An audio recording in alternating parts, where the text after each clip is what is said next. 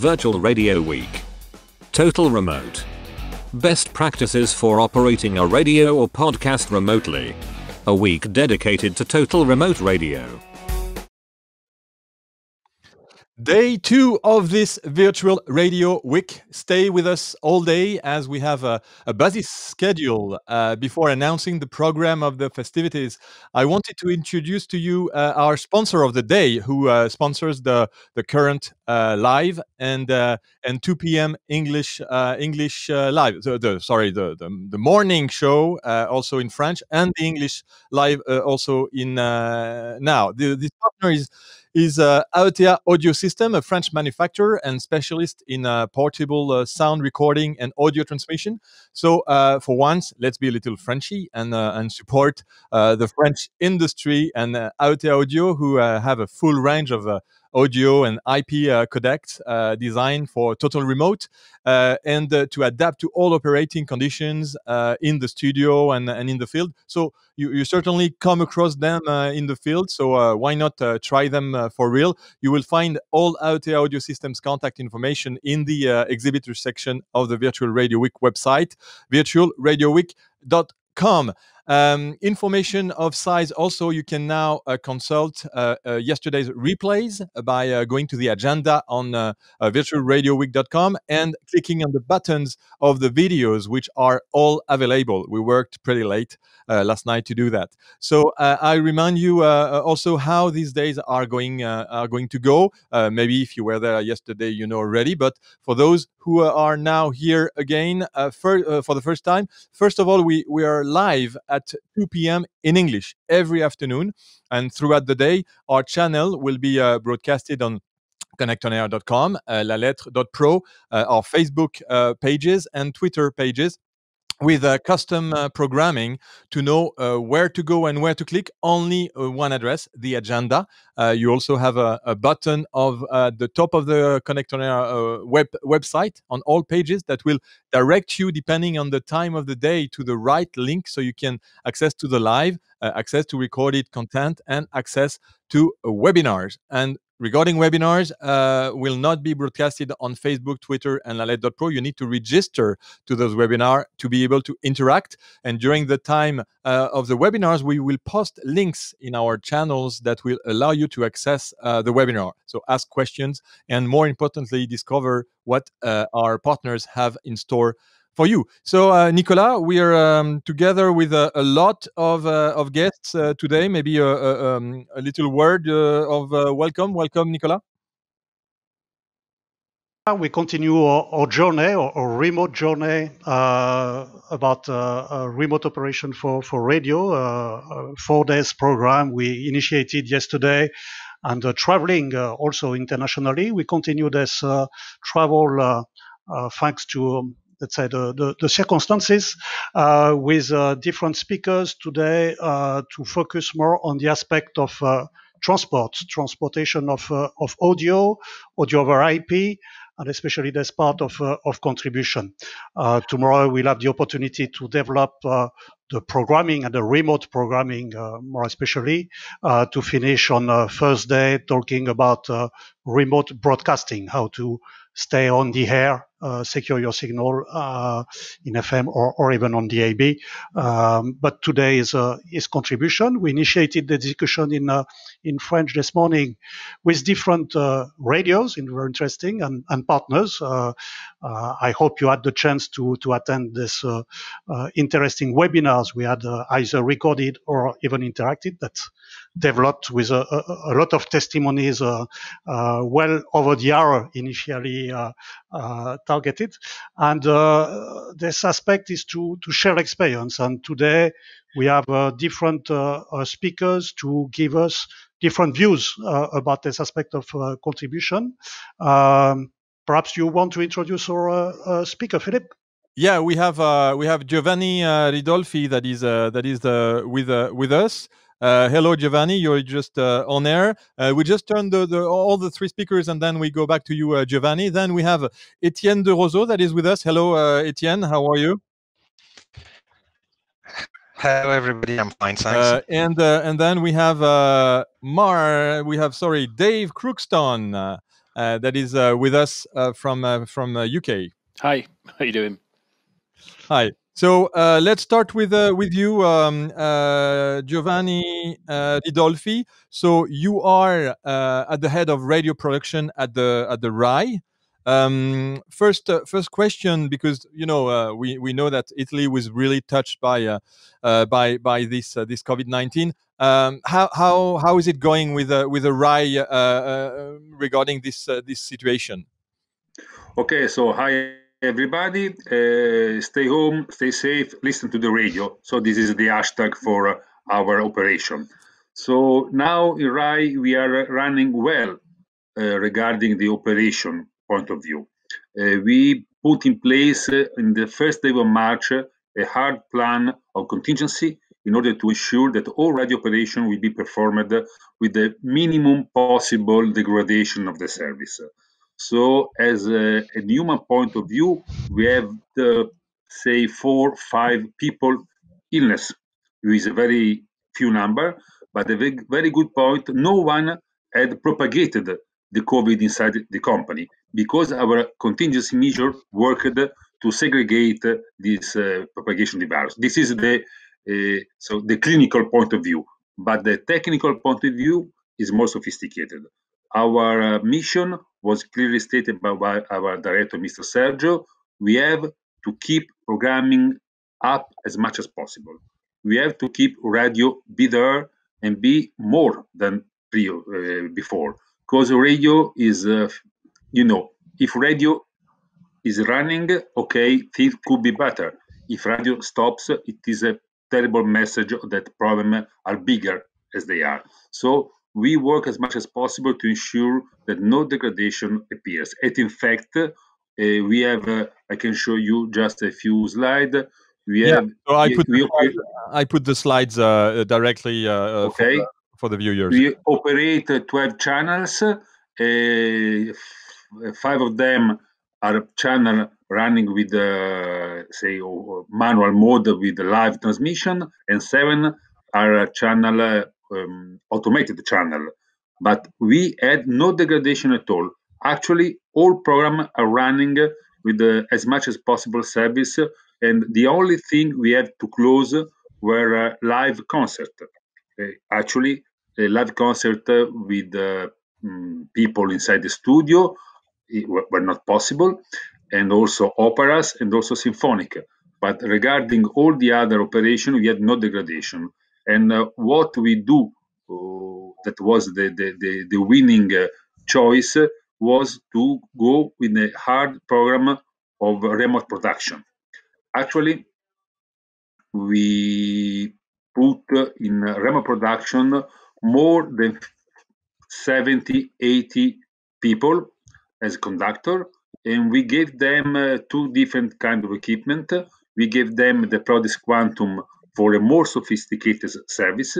Actually, we can work with the 2 people in the same desk with microphone and earphones, and the more smart situation like Tecnica dell'Arte Lucy Live running on iPad. All these equipment are running at home with a domestic ADSL. Actually, we choose to use a very, very hard coding, so an Opus 2432 kilobit second for Quantum and iPad, and if possible, if good connection were available, we used also 576 kilobits per second coding only on the Prodis Quantum. But the most important thing is that we run this on domestic ADSL. So the standard connection with which people are using, say, Netflix. And we said, if you feel good Netflix, then you could be a broadcaster. And actually, it was not a scientific measure, but it worked. And this is a typical situation where we put people working at home with their own desk, with you can see a Prodis on the left side and the PC connected to the main data center of the production facilities. Or a more easy way, that the lady is a sport journalist working with an iPad, with the Lucy Live, always with the PC connected to the website, to the main data center. So in this way, I can say we are running well, and programming is good, satisfactory. Okay, so we see all those pictures that you showed us. Can you tell us today what percentage of employees are teleworking in Italy? Okay, we choose to put in teleworking. We say remote production, mostly news reporters, presenters, editors, and chief editors. These are the kind of people that give more benefit from smart working. And actually, we had also some measurement of the quality audience. The audience was satisfied. There is not feeling that the quality is losing down. We have a good report of quality, like the warmness of self-operating radio was perceived by people, and they are appreciating.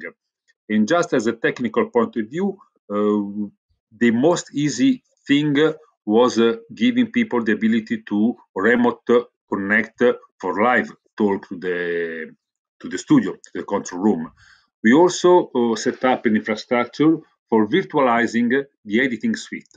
We use Netia, we use also Axel, DJ Pro, DJware for automatic scheduling, and we performed a virtualized infrastructure with VMware, with remote access. So we have at least a 20-25 virtual suite to which people can connect using a standard personal domestic computer with a great benefit. How will look the deconfinement? To when you will stop for the right employees. How will you organize yourself? Okay, the confinement was in two different levels. The first level is a general confinement in the building. So in the PowerPoint, you can see we have health enforcement in every entrance. So we have a mask and glove dispenser, the temperature measurement, and the alcoholic soap. So no one can enter the building if it is not well okay with the temperature, cleaning, mask and glove. But once people come and get inside the building, then we have to confine them in the studio, in the control room.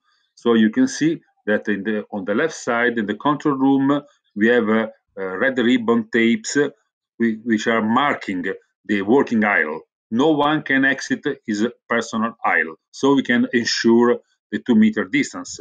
And also, even in the studio, even if the studio is very large, as the one you can see, this studio is typically a 4 or 5 people studio, we allowed only for 2 people inside, ensuring the maximum distance with health protection of the people.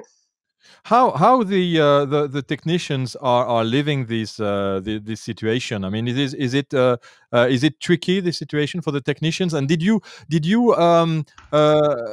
learn some things that you were not really thinking about before? Did you discover some new technical tools or some things that what did it bring to you? Okay. The balance is positive. People in the very first days were afraid. Obviously, everyone was afraid. Everyone was afraid of what would happen. They're afraid from smart working. They were not aware what is going on. We worked with a clear communication process. We communicate as a manager everything to the trade unions, to the workers. So we let people be aware that health was our first objective.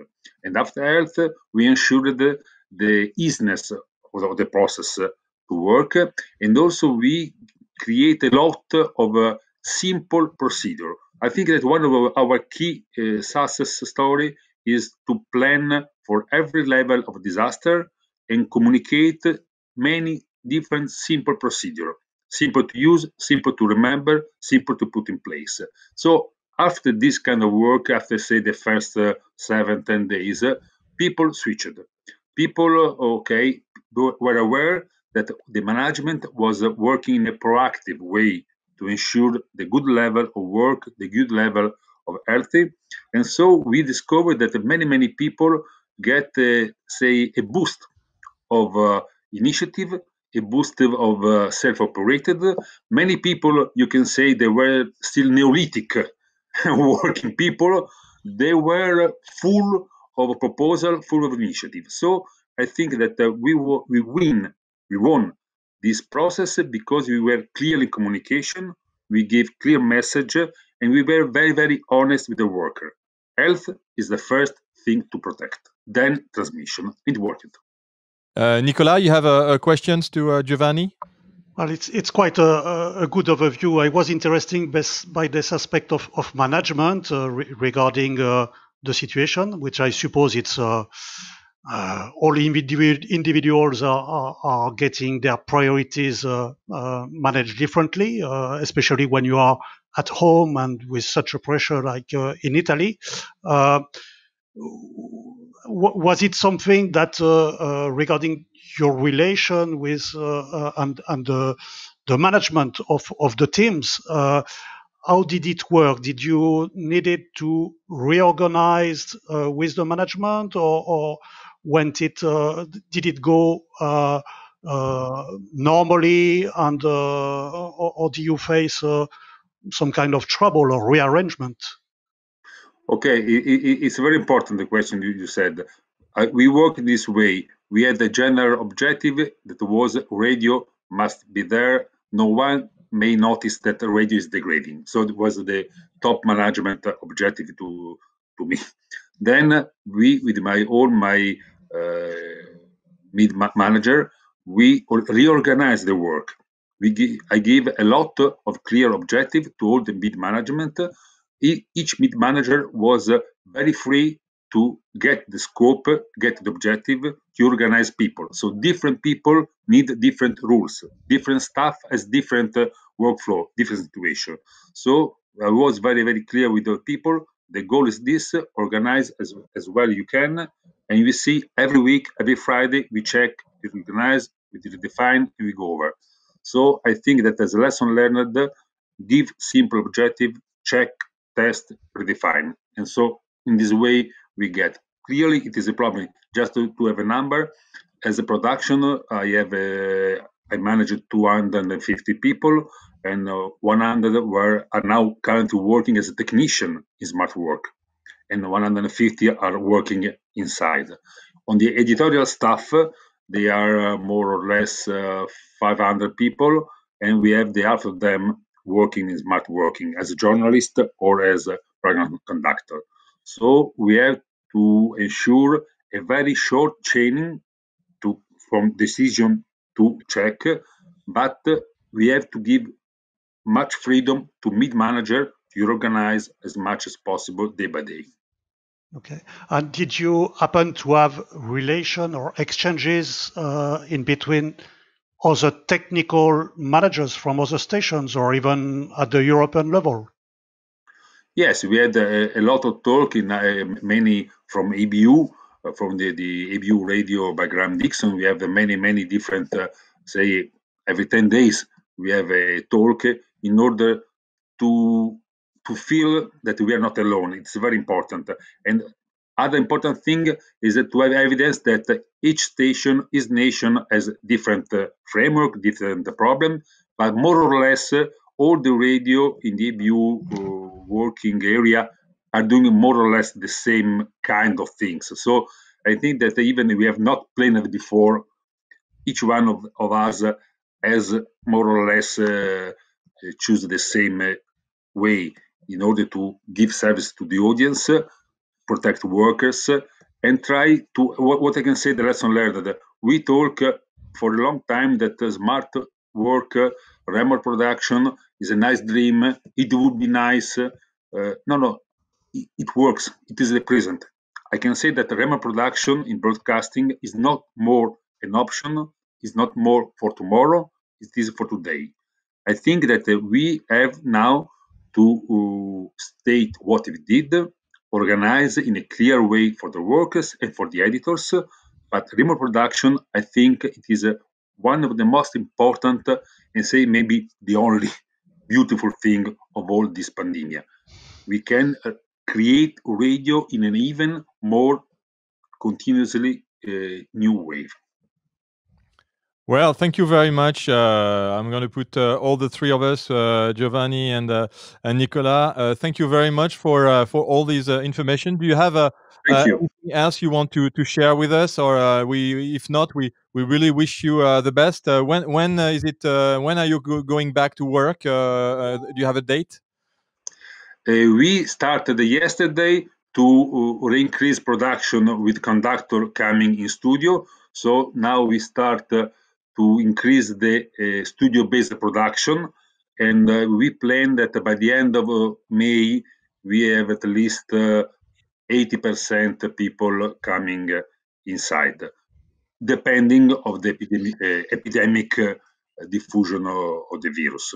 But the idea is that once May finish, we start with summertime. So the real goal is that we have 100% people in September, no, not before.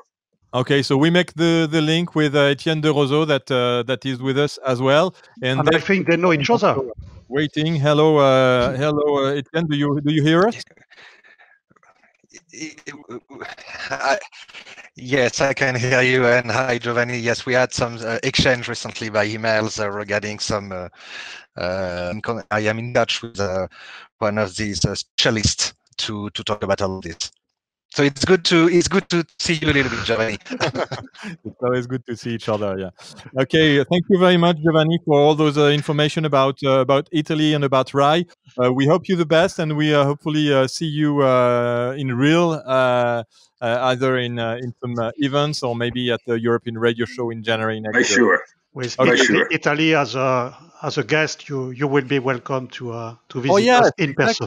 It's good. Thank you very much, Nicola. I forgot the most important. Next year, European Radio Show will have Italy as a guest country. We did that before anything happened with the COVID-19, actually. So it was decided much way before. So we'll contact you again to try to have you and make some nice pavilion. Okay, with great pleasure. In real.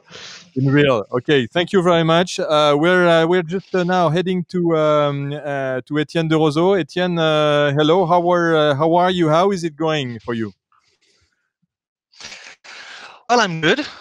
I think I can't complain with my situation, but I'm still working, so it's good. I still have some activities, even if the situation canceled or postponed a lot of events. So I have time now to look for new technology and follow some webinars to adapt and share all those new with our members or with our other colleagues. So I don't know.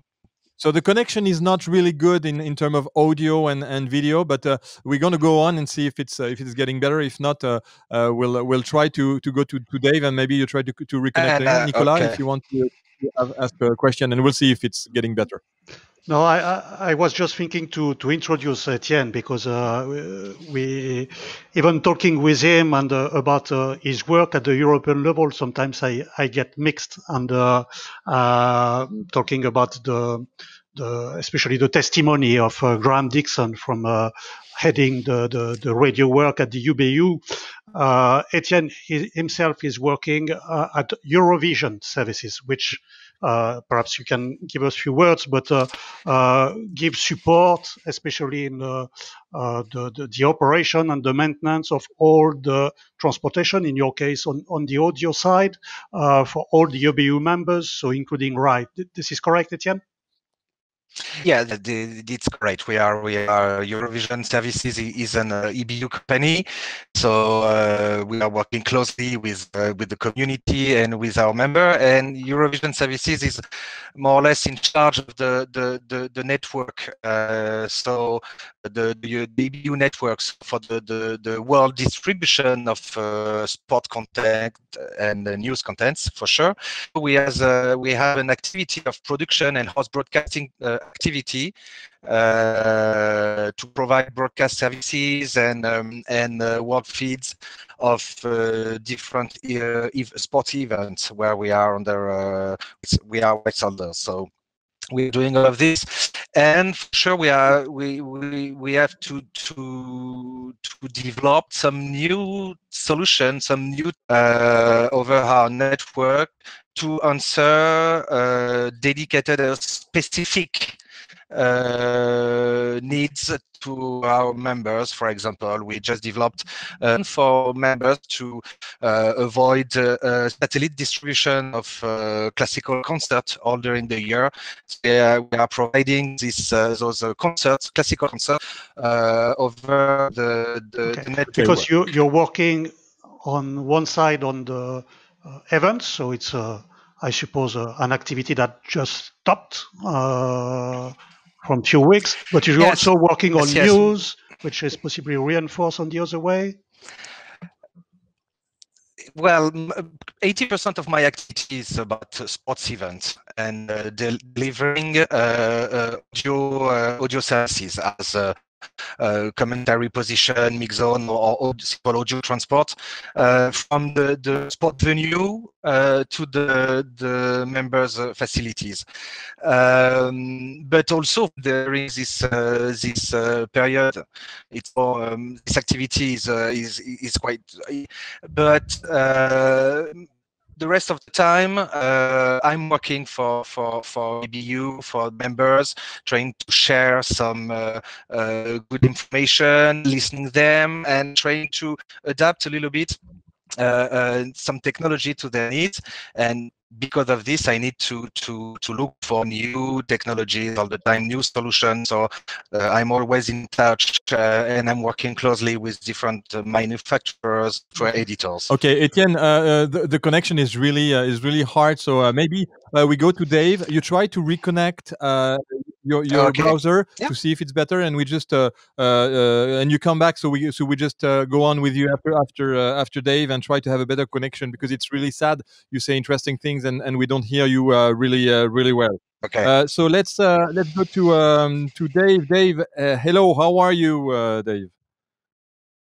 Yeah, we're fine. We were together yesterday, and you had some very nice pictures to show you and experience to share with us regarding home studio.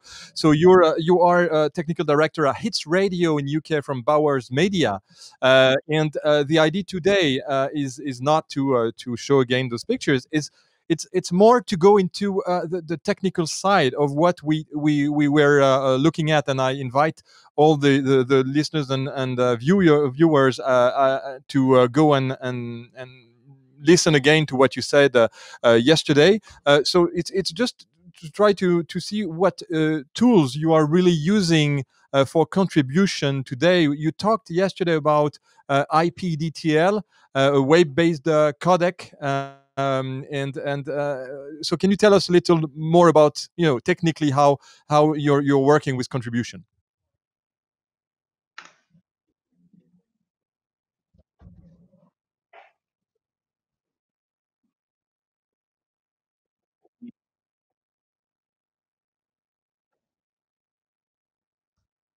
One of the things with us in Manchester was we didn't have massive amounts of codecs to push out to our presenters. So we have lots of shows with lots of presenters. Therefore, we couldn't send hardware units to every person. One of the solutions that came up was the IPDTL software using the Chrome browser. It was an easy way to basically connect numerous people had phone call integration.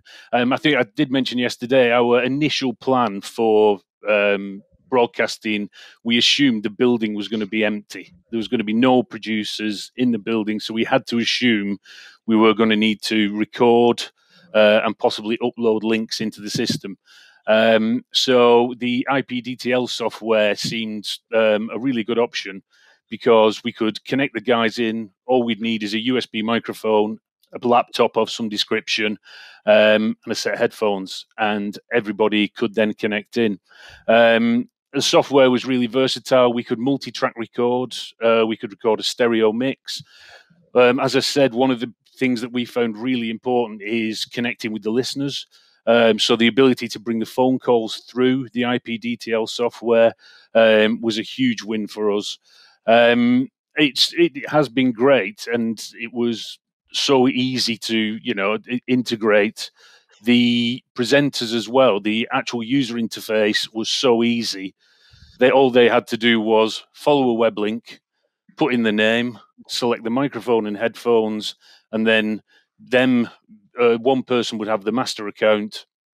They would put them basically to the desk. So it was so easy for them to follow.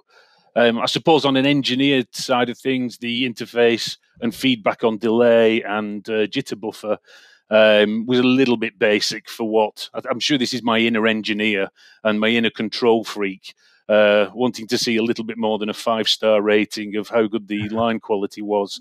But like I said, most of our shows at the minute on the Hits Radio Network are coming in through this. Probably, I don't know whether we will change it now, because we do have hardware codecs like Tie-Line Vias, Tie-Line Merlin, the Prodis Quantum. We even got video codecs. We would actually prepped video codecs just as another way of getting audio and video. So we use QuickLink video codecs. But at the minute, we're using IPDTL, most of it. Some of our other sites who do sports reporting therefore have many more Tie-Line Vias available. Like in our Glasgow site, they have actually sent hardware codecs out. And we are now at the point of having producers back in the building. So we can actually treat it more like an outside broadcast. So it's opening up new avenues of us being able to broadcast now. It just depends what the next step is. Yeah. So as an engineer, you had some issues. Did it hardware for you was still more secure? And we talked about it yesterday a bit. It changed a little your way of thinking regarding hardware and software. Am I correct? Yeah. I mean, the IPDTL, other than creative production, we didn't use it heavily for outside broadcast. We would use either the Quantum or the Tie-Line Via for most of our outside broadcasts. So the learning curve of IPDTL and getting into the swing of things, basically learning that software and seeing what it could do was really interesting. And it's a very feature-packed little piece of software, and it's one of those where prior to this, I wouldn't have rated it all that much. Whereas now, I think it's one of those pieces of software that you would have, you always want available. If something like this happened again, it's really helped us stay on air. So regarding pieces of software, and for an engineer, is this kind of situation ideal? I mean, a way where you can really experiment things, even if it's a little dangerous, because you're always live and you're playing a little. But you were ready for before the lockdown was announced. Am I correct? Yeah, it was. Yeah, pretty much. We'd got everyone with the ability to broadcast from home before the full lockdown. There was still quite a few people in the office before that, but we'd got presenters and newsreaders. One of the big ones was moving the news teams out of the building. They were using iRig HD2 mics, which they used to plug into their iPhone, and then they'd use Tie-Line Report It for their everyday use. So all we had to do was plug a different cable in that gave them USB into the side of the laptop, and then they could record from home. But one thing we ran into the problem there was workflow. So the news reporter would be at home. We used Dalit Radio Suite. So the workflow was quite convoluted. The guys would have to record the audio, transfer the audio via VPN into the playout system, then get the actual audio, edit the clips in, and then save. So it was actually, there were a lot of steps, and it was not a clean workflow. So one of the team within Bauer actually developed a piece of software called Studio Hub. This was a basic recorder, but allowed you to be able to load clips into, so basically drag the IRN clips in. You could press record, play the clips. It was clever enough to turn the mic off when the clips were recording. You could trim the audio. And then as soon as you'd actually you'd finish recording, you titled and send, and that would upload to the playout system. So it was a very quickly developed piece of software that massively cut workflow for our newsroom. So I think that's one of the big things within the pandemic. It's been adapting your systems and trying to improve workflow. I think that's one of the biggest things that we've been trying to do. If it was one tool that you will remember of this pandemic, which one will be? At the minute, IPDTL, because that was our biggest saving grace for keeping all the radio stations on air quite simply. So I see Etienne de Roseaux that is back with us, and that is moving his head forward. Etienne, you're back with us. Maybe the connection is a bit better. So. Do you hear me? And can we hear you? Can we hear you? Okay, perfect. Yeah, it's better. You also use IPDTL? No, absolutely not. But it's one of the I discovered recently, and so it's based on SIP call. So we need to connect, but it's a great software, not expensive, and it allows us to make a lot of contribution from our home in good audio quality to mix all of this. It's a great software. Last question, Dave, and we'll just leave you for today, unless some other speakers have some questions, or Nicola wants to ask a question to Dave. What did I want to say? I forgot my question. This happens, it starts to be. Mine will be. If the operation during the confinement at the end affected the quality of radio, or the possibly the weight of the live show, I suppose you needed to be reorganized. You needed to possibly decrease the the level of quality, or at least change possibly the process and affecting the content itself, or not. We've tried, or I think the production or programming teams tried various ways of keeping the audio on air. So at first they thought it would be better to attempt to pre-record content and put pre-recorded content in, but then I think they ran into the stumbling block of that was taking more time to actually produce. And we would be able to tell that it was a pre-recorded show.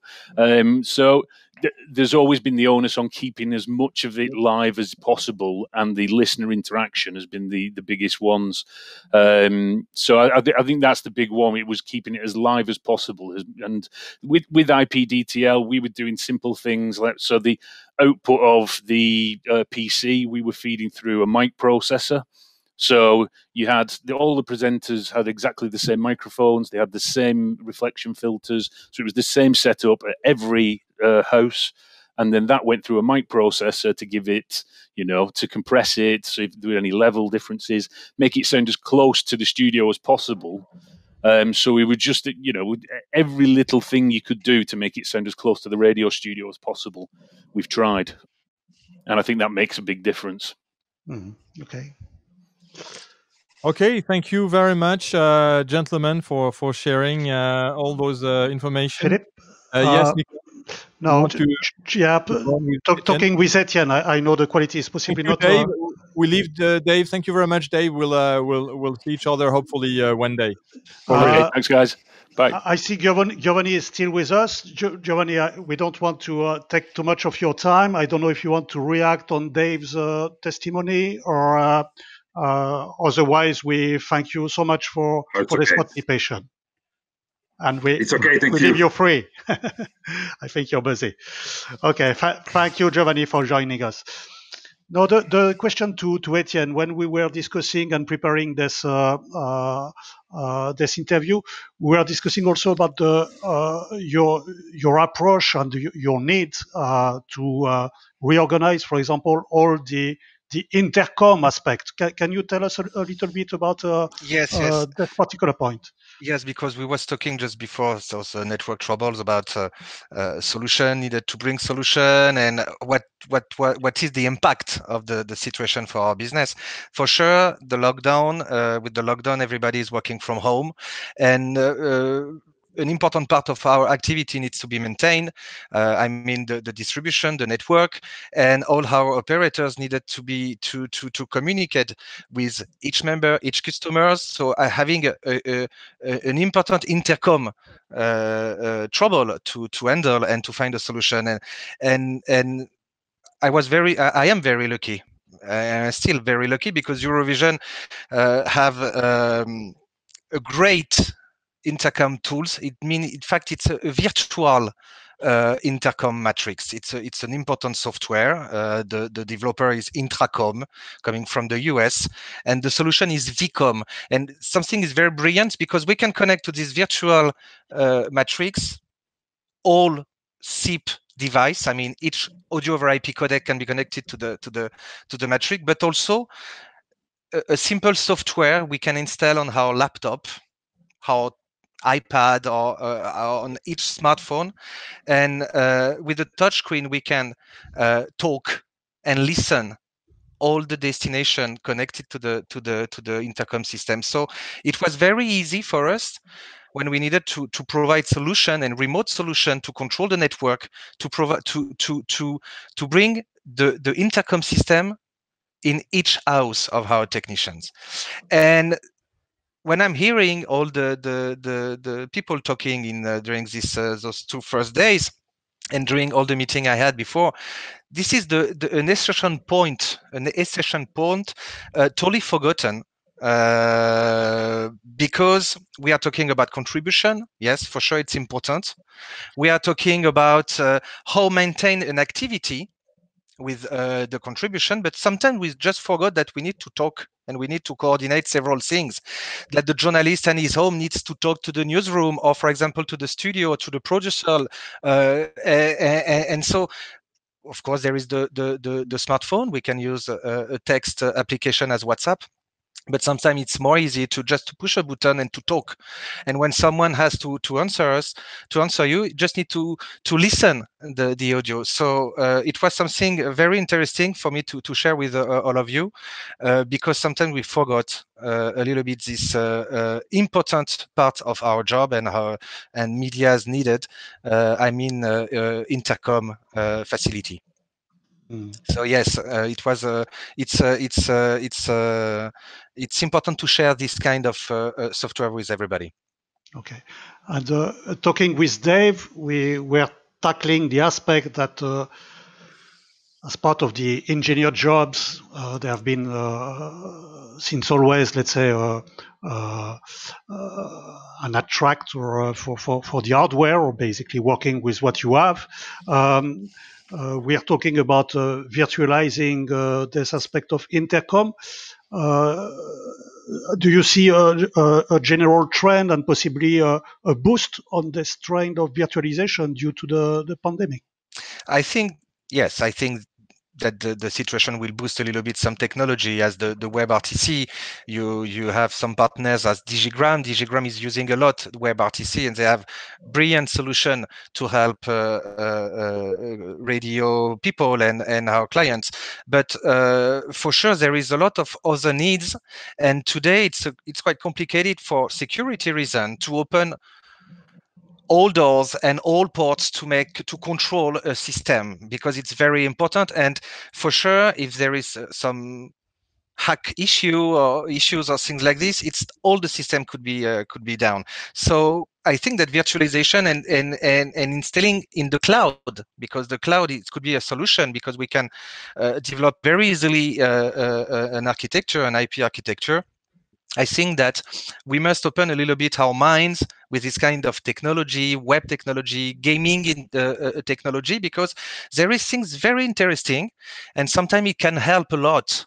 I was discovering 2 weeks ago a fantastic tools, a fantastic software, basically dedicated for web radio, live web radio, and edition of podcast editions.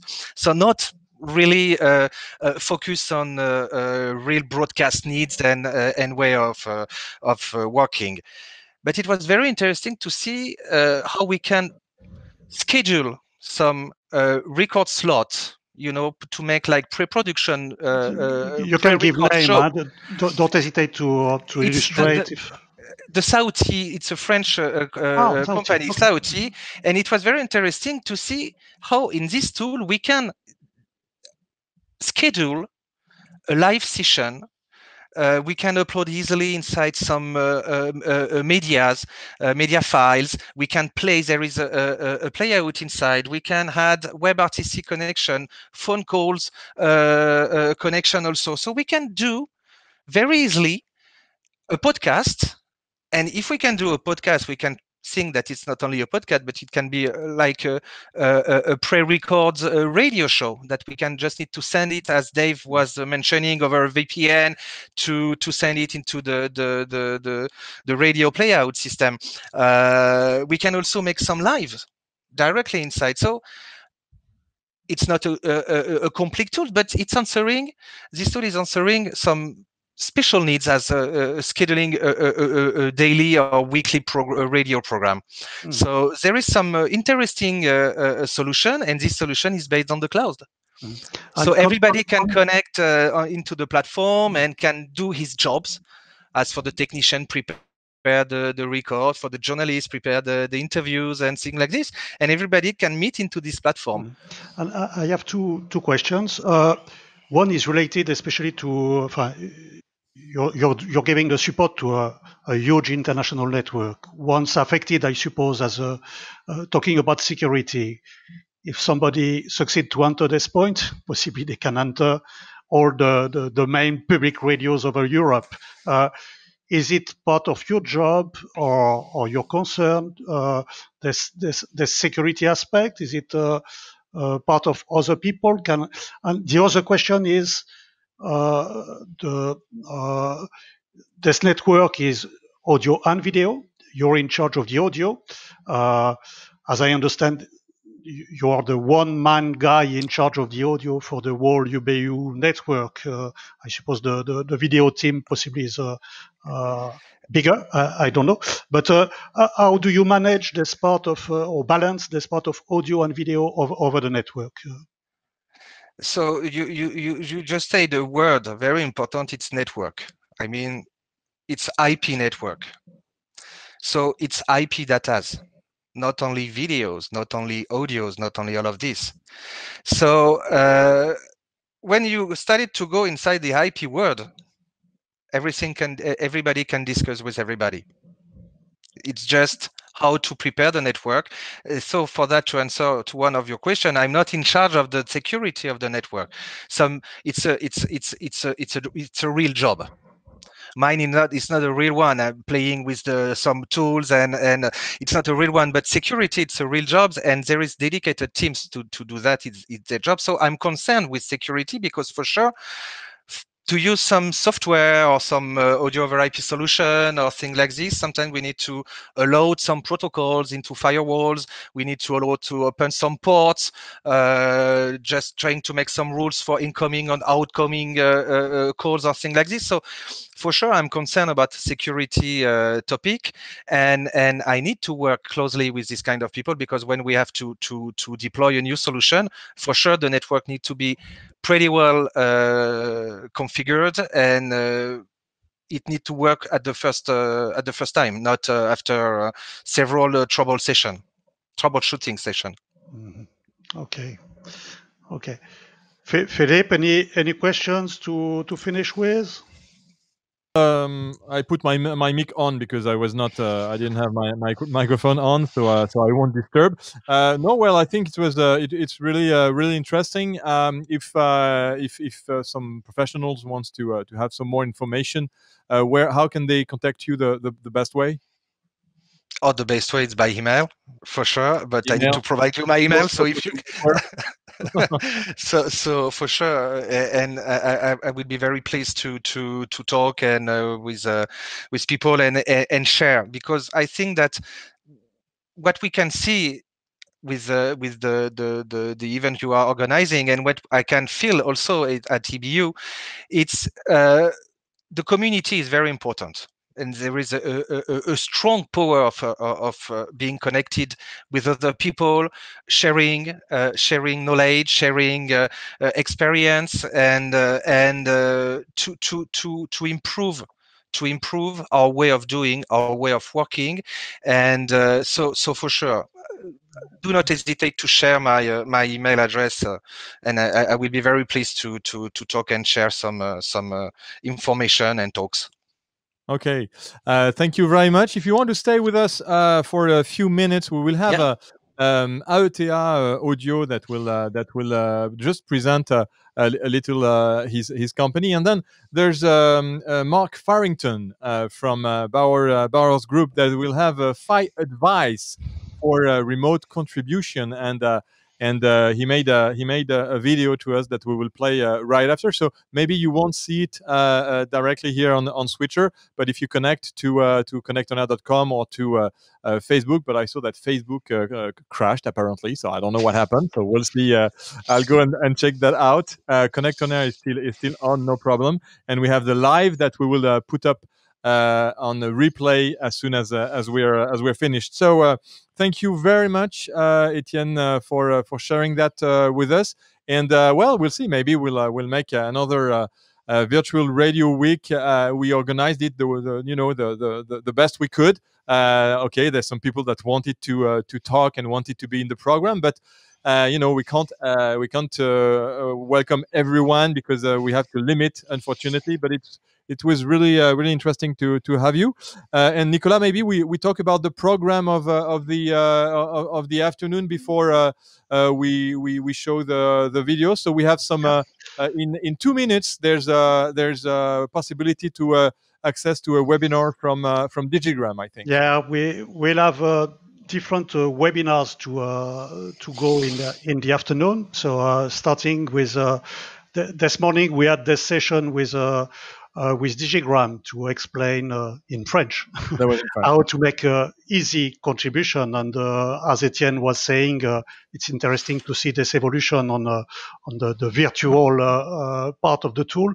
And they will come back within more details now about we have two short videos about their Ecoya Connect solution to simplify remote broadcasting, and it could be quite interesting as well. And we'll have also a video from Wheatstone talking about their remote LXC virtual console app. And what would be interesting to follow in more interactive way would be at 4 a webinar we are running together with the specialists from magemaker.fm on how to grow your audience using podcasting in remote. So this is 1 hour interactive webinar with participation of different people and possibility to ask questions and to go around this solution from the UK. Yeah, there will be. He's also the founder of radio.co and podcast.co. So he's a specialist in podcasting, and he will explain to us how this works, and we'll be live in the webinar. People will be able to ask questions and to interact if needed. Okay, well, let's discover this video from Yann Vonarburg from AETA Systems, AETA Audio Systems, which we thank for being partner of this whole day, and then some few funny ideas and and concepts from Mark Farrington. Very interesting. Very interesting. Thank you, Etienne, for joining. Thank you for joining. Take care. Bye-bye. Bye. Virtual Radio Week. Total Remote. Best practices for operating a radio or podcast remotely. A week dedicated to total remote radio. At AETA Audio Systems, we've been designing audio codecs for the past 30 years. Audio codecs, these devices used for establishing broadcast quality live audio feeds. A large number of units dedicated to TV and radio broadcasters are built in our facility with a strong focus on simplicity and safety that are very important features for our customers. Our extensive range of products allows us to answer many different use cases and then offer remote solutions to our clients made before live contribution, interviews, sport commentaries, and so on. During this containment period, where everybody has to stay at home, safe, AETA offers products such as Scoopphone 4G, that will allow remote journalists to contribute with audio quality similar to the one in the studio, Scoopphone HD, that is a mobile phone for radio professionals featuring voice in high definition at a very attractive price, eScoopphone, that is a smartphone app for broadcasters, finally, remote access service, allowing the studio technician to take control on the device even if contained. So please visit us at www.aeta-audio.com. Virtual Radio Week. Total Remote. Virtual Radio Week. Total Remote. Best practices for operating a radio or podcast remotely. A week dedicated to total remote radio. I'm Mark Farrington. I am Senior Broadcast Engineer for Bauer Radio's national brand based in London, UK. I normally run projects such as refurbishing studio facilities or rolling out new equipment. In March, everything changed as COVID-19 hit the UK. Lockdown began on the 23rd of March. Fortunately, we at Bauer had already been planning for this. We'd ordered laptops, we'd purchased equipment, and we'd increased our VPN capacity.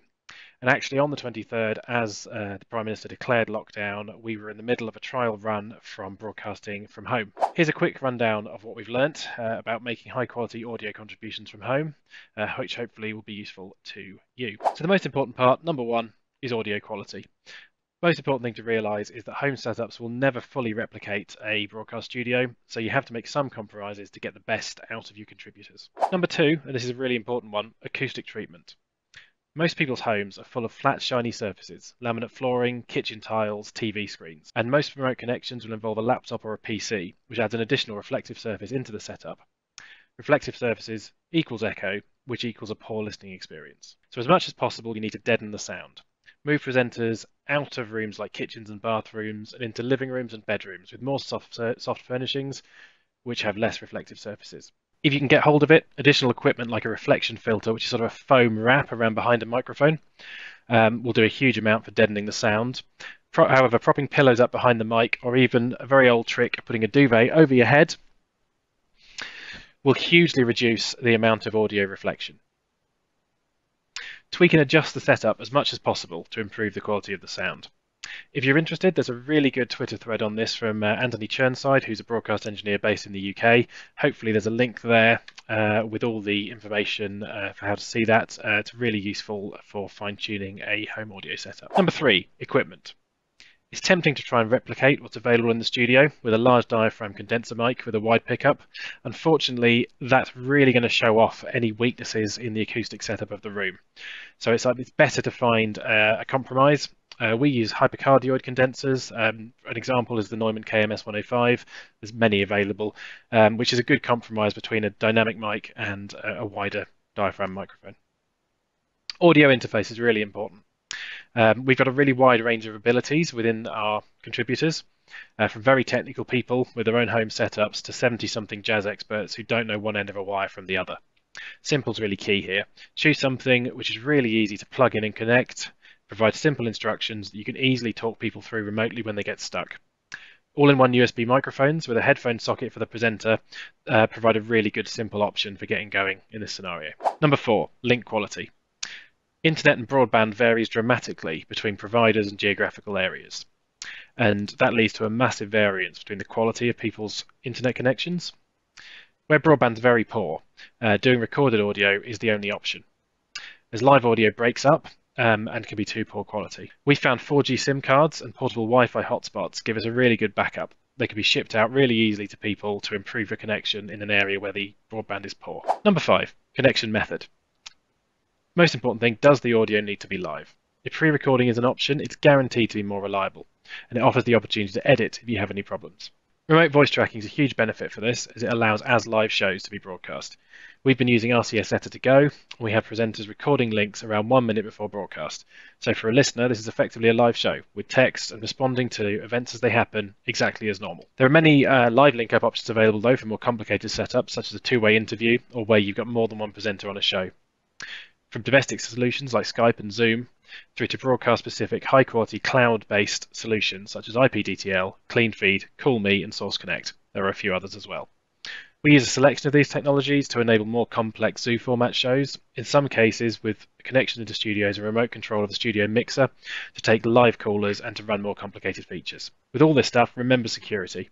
Hackers are still out there, still trying to access your systems. Wherever possible, enable HTTPS and VPN security to lock down your systems and make sure only the people you want to connect are able to connect in. In summary, since early April, we've had no presenters in our London HQ.